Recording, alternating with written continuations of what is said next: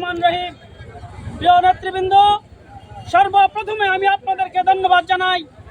এই প্রতিকূল আবহাওয়ার মধ্যে আপনারা সকলে ঘর থেকে বেড়ে এসেছেন, এই মিছিলে অংশগ্রহণ করেছেন। বাগমারা উত্তর ইউনিয়ন বিএনপির পক্ষ থেকে আপনাদেরকে রক্তিম শুভেচ্ছা অভিনন্দন জানাই, আপনাদের প্রতি কৃতজ্ঞতা জ্ঞাপন করছি।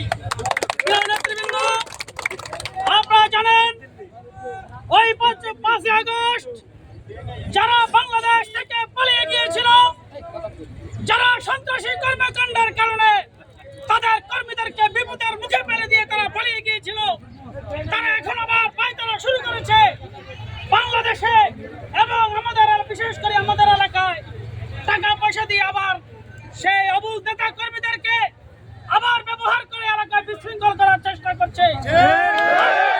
আমরা ঘোষণা দিতে চাই, আমাদের শরীরে এক ব্যক্তি রক্ত থাকা পর্যন্ত আমরা তাদেরকে এলাকায় কোনো বিশৃঙ্খলা সৃষ্টি করতে দেব না।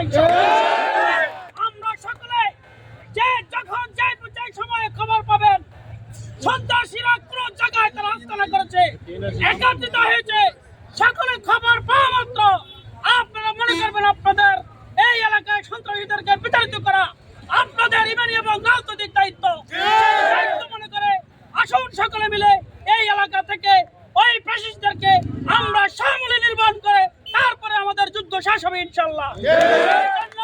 সকলকে ঐক্যবদ্ধ হয়ে আন্দোলন সংগ্রাম এবং তাদেরকে বিরুদ্ধে রুখে দাঁড়ানোর জন্য আহ্বান জানিয়ে আমি আমার বক্তব্য শেষ করছি। বাংলাদেশ জিন্দাবাদ।